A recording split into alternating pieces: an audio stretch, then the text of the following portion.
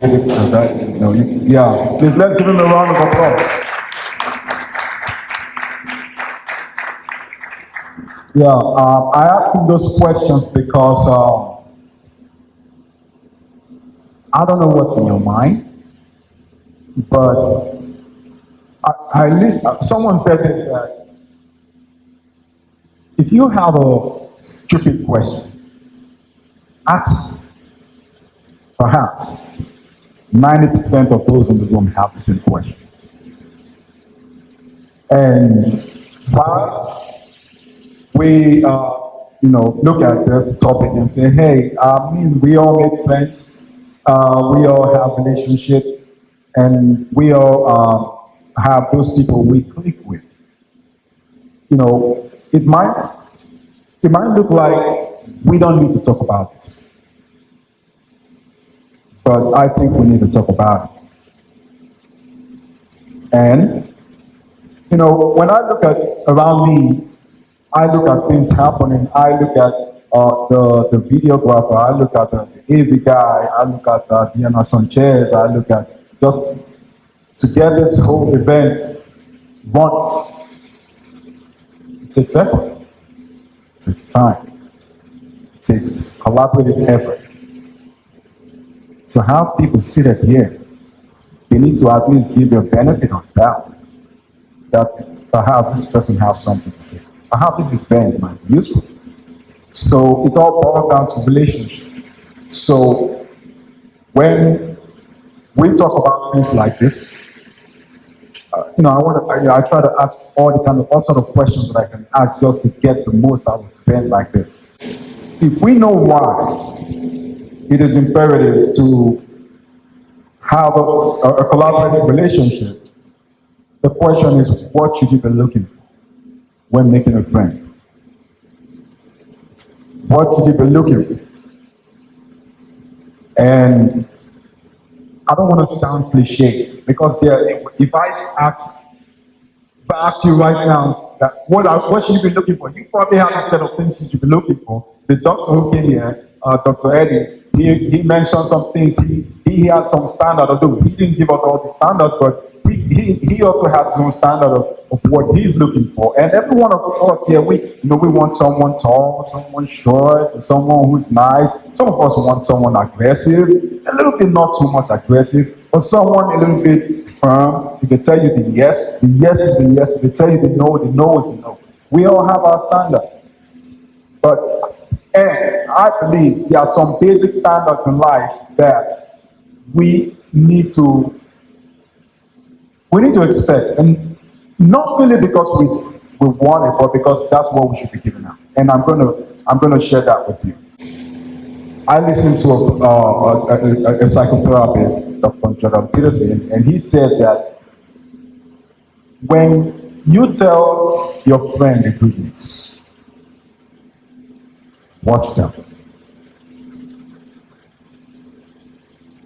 Do they use the opportunity of the good news now to tell you about all the good news that they have encountered similar to it?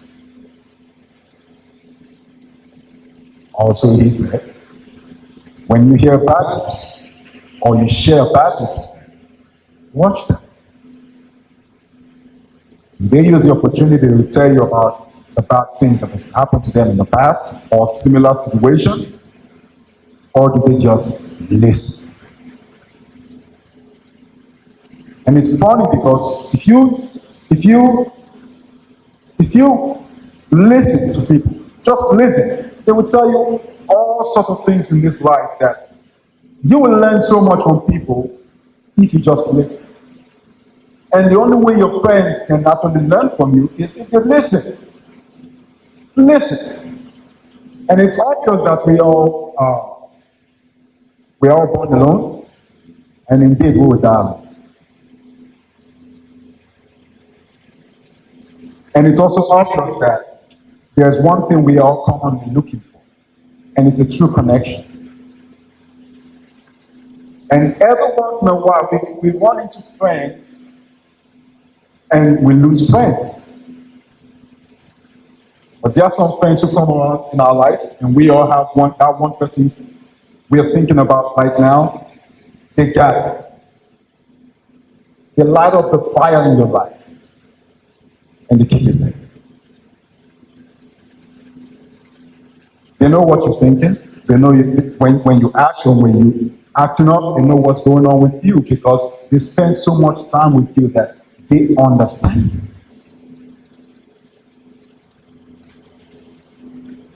Friendship are not easy at the same time. It comes with work, effort, it comes with attention, it comes with years of learning.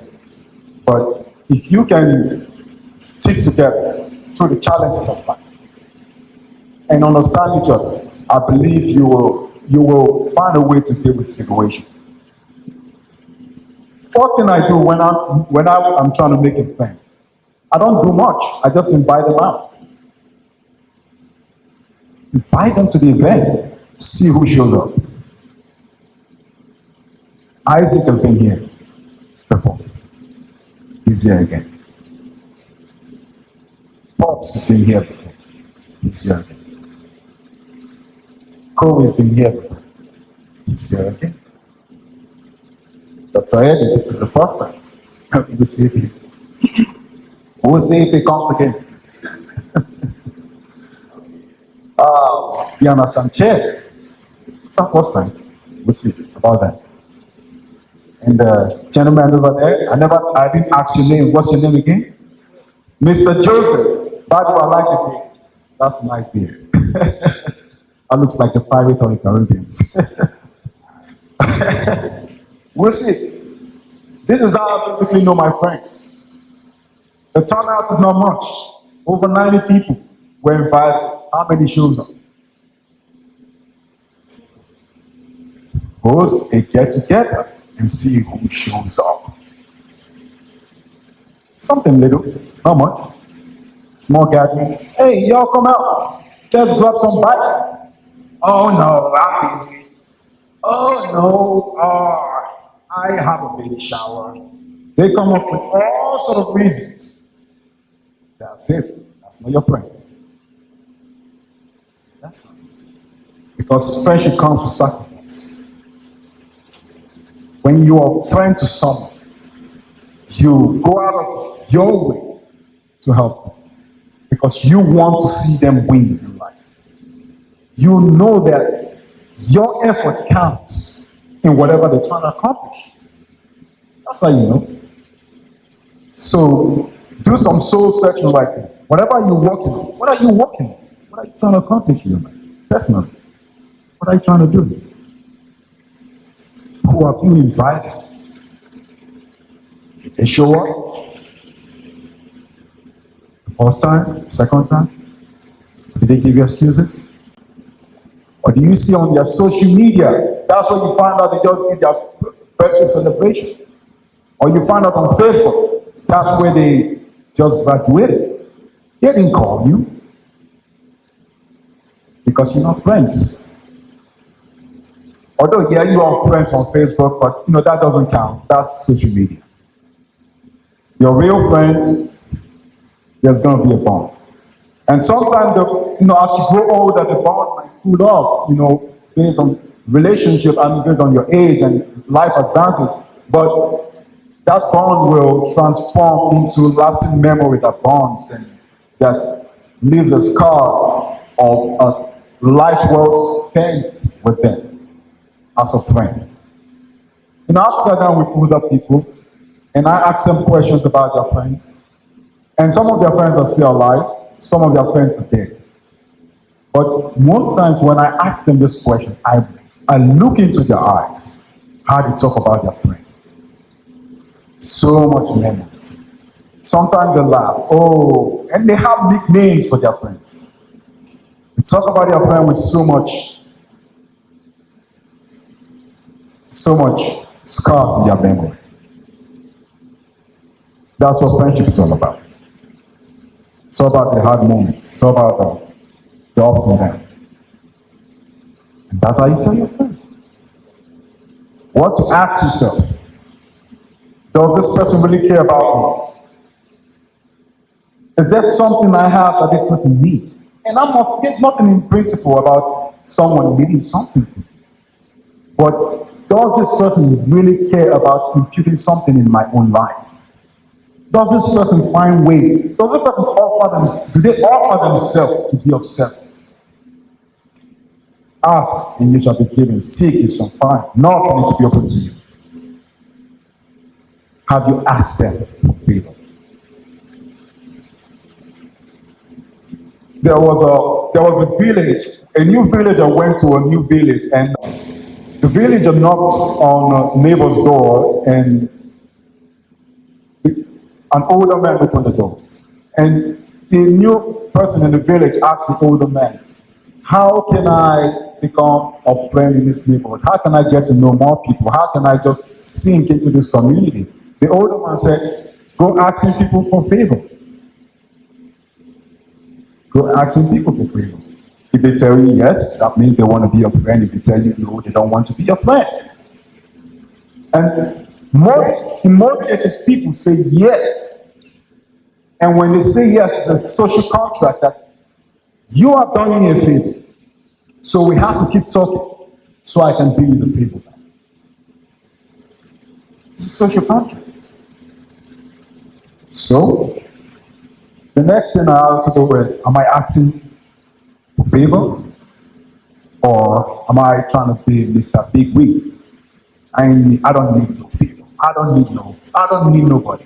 I got my own car, I got my own house, I got my own family, I got my own world, I got my own job. I mean, I'm free, I'm debt free. I mean, I'm good. You got no friend. You got nobody, no support. The question you should ask yourself is, if I'm going to war tomorrow, who am I calling? If I'm going to war tomorrow, and no one is going to war, right? I don't have the strength to fight either, but who am I calling? Who's with me? You will know all that. You know. Some people got muscles but doing nothing. Who am I calling? Am I calling Mr. A or am I calling Mr. B? Who? Those are your friends. Those are your allies. Some people want to be your friend, but they don't have the capacity to be your friend. Why? Because of the energy in which you move. They probably don't have it. The tenacity you move with, they don't have it. So let's go to war. They don't have it. And this is not to say, hey, don't be nice. You can be nice. But who are your friends? You want someone who is going to be an asset and not a liability also. Lastly, conflict. Have I had conflict with this person? It is very easy to have a very good relationship, smooth, everything is going good. When everything is going good, you never went broke, nothing ever happened to you, you never got angry, you never got on anybody's bad side, and well, we're cool. But have you gotten on your bad side? Have I gotten on his bad side? Met this man. He's cool. He has everything together. He is very generous. He is very humble. He is everything. Have you gotten on his bad side? Ask yourself that. The bad side is always, most cases, not a good side. Really bad. There are some people who are very gentle, Basically, when everything is going good, they are very gentle, but they can tear you apart, because they don't have a self-control. They don't have anything else that can help them control their aggression, and they can tear you apart if something goes bad. Moving forward, how can you do? How can you do? Someone said that when you point an index finger on someone, you have like 3 other fingers pointing back at you. He did it. He did it. That's it. You got 3 pointing back at you. The question you want to ask yourself is, are you a friend? Are you a friend? Do you have honor in your name? Are you a friend? If you can just ask yourself genuinely, am I a friend? All things that I demand and I look at from someone, do I have them? Do I show up early? Do I do the most I can? Do I forgive? Do I offer myself in service? Am I a friend? If you genuinely ask yourself this question, you will find out, because everything you want from people, they want it from you. Am I a friend?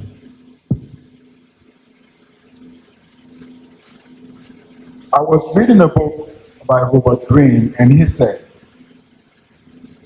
that never outshine the master. But in this case, I'm not going to say never outshine the master. I'm going to say never outshine your friend. Why I say that is because I've been around some couple of bodies. I don't call them friends. I've been around a couple of bodies, and sometimes they try to talk me down when they have other bodies around. So yes, the technique some people do to raise themselves up. I call them narcissistic people. What they do is they have you around, they have some other bodies around, they talk you down to make this body know they talk cheap. Are you that person? Do you find every avenue to elevate people in words? Do you talk good about people even behind your back? Do you talk about people positively? Or when you have the opportunity to talk to about Mr. B, oh man, that guy, that man, no, that man's not good. That man's not good. He's up to no good. He's lazy. He is selfish. He's everything. But you don't do that in front of him. You do that behind him. Somehow Mr. B will find out what you say.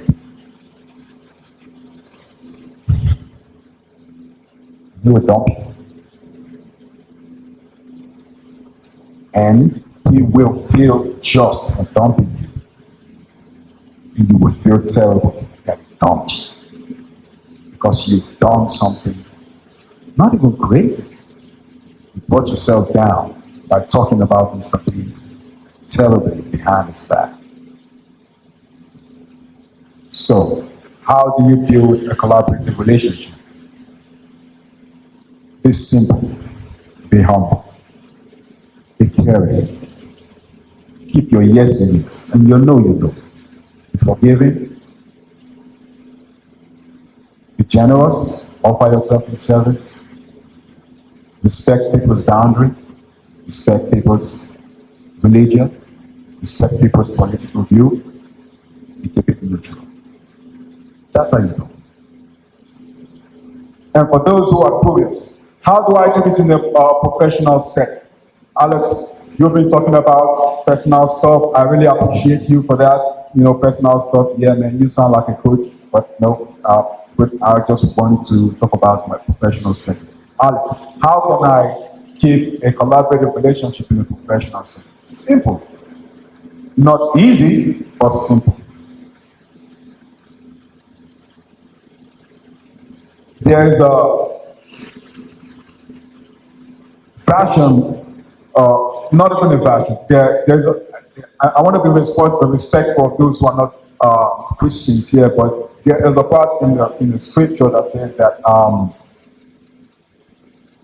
do unto others what you want them to do to you, and that encompasses everything we'll be talking about this evening.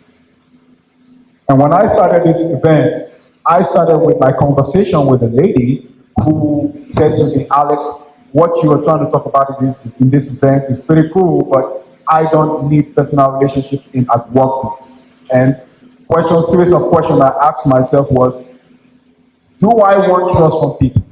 Do I want respect from people? And all these answers are yes. So why should I segregate my expectation from personal relationship and a professional relationship? Although there have to be more boundaries at your workplace, which I understand, but at the same time, there has to be a basic understanding and just basic understanding, respect, and the cost, basic stuff. But moving to a professional space, I want to say this, that to transform the language and not call it relationship anymore, because now it's a professional setting, we want to call it a team. What does it mean, or how can I build a team? If not a team, a good relationship at a workplace. The question is, what position in the hierarchy in the workplace do you occupy? That determines what your relationship will be. But if you are a team builder, there are some common things you want to look for when actually building a team, because these are people who are not like, they're not personal, they're not like friends, but you want to invite them into your team, and there are some things you're looking at, okay, can we do some things together? You need to understand who are people and how do they come into your team and how do they work with you. First question is he a believer? You invited someone into your work environment. The question you want to ask yourself, is this person a believer? Does this person believe in what I'm trying to accomplish? Or is this person still just destined? The person is just confused at the moment, still trying to get still trying to find somewhere to attach him or herself, and I'm probably the closest person who could actually hire him, and you just want to work there. Some people work in an environment they don't like just because they want to have that space in their resume that this is where I've worked.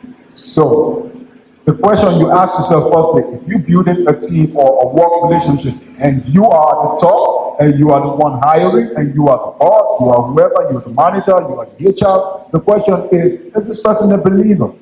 Does this person believe in this idea? Second question is, does this person believe I can be useful or I know what I'm doing? Does this person understand that I can get this done?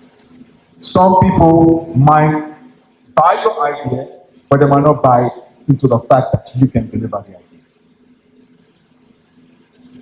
So that will determine how you get them in. That determines the expectations you get you put on them. Question is, other question you want to ask yourself is, or something else you want to look at is this person agreeable? Agreeable people tend to say yes to everything, even if they don't mean it. They tend to care for other people more than they care for themselves, so they say yes to most things, even if they don't mean it. Is this person agreeable? Is this person agreeable? Is this person just saying yes, yes, yes to me? Is this what this person is going to be doing throughout this whole time we're going to be working together? Just yes, yes, yes. Is this person agreeable? Is this person disagreeable? Am I going to have a hard time sharing my idea with this person? Is there a possibility this person can bring up new ideas and will demand that we pay attention to the new idea? Disagreeable people want to be heard. So as agreeable people, but disagreeable people will demand it. The question is, are you ready to work with this person in such a manner? Or are you ready to give this person time? And lastly, the disbeliever. Disbelievers, nothing is going to work. They will not do anything. Give you a list, they will not give you a list. Go do this, they will not. Nothing. They probably just like the environment, but they just disbelieve in everything. And it's not because they don't like you. They just find it difficult to believe in anything anybody else has to offer. You want to ask yourself, is this person a disbeliever? And one way you can actually tell a disbeliever is count how many no's they give you. Goes back to my initial point. Ask for favor, no. Ask for another favor, no. Ask for another favor, no. That's how you tell the disbeliever. They don't just believe in anybody else. So what makes you think they're going to believe in you? What makes you think you can change your mind in the future? What makes you think you can change them? You can't. I don't believe you can change a disbeliever. They change on their own when it's obvious that they are wrong. Disbelievers. So, with what I've shared with you, so I want to end my conversation with this: that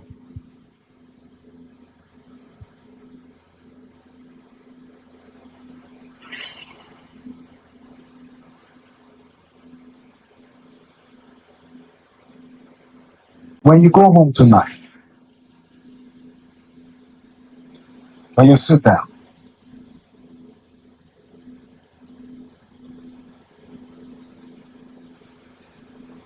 take up a pen and a jotter and do some soul searching and ask yourself, what will my life look like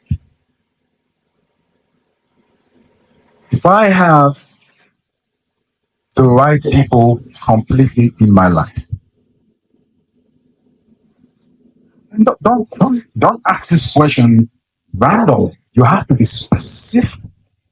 What do I want in life? Do I have is it coming?